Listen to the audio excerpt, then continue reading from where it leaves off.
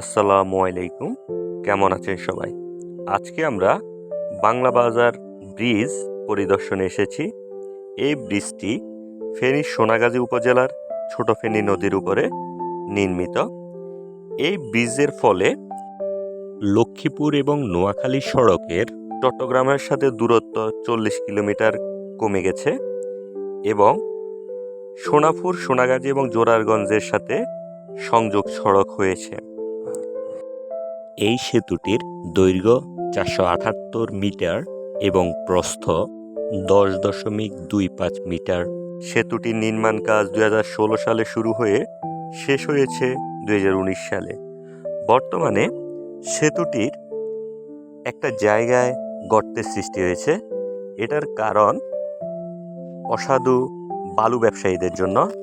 তারা সেতুর তলদেশ থেকে বালু সংগ্রহের ফলে সেতুর ভিত দুর্বল হয়ে গেছে। এই কারণে সেতুতে গর্তের সৃষ্টি হয়েছে। আপনারা দেখতে পাচ্ছেন প্রায় 40 ফুটের মতো গর্ত।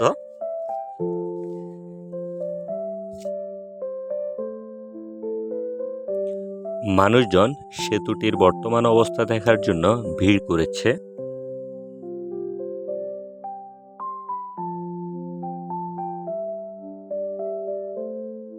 সেতুটির ভিত জোয়ার এবং বন্যার পানিতে দুর্বল হয়ে ফাটলের সৃষ্টি হয়েছে, যার ফলে এই গর্তের সৃষ্টি।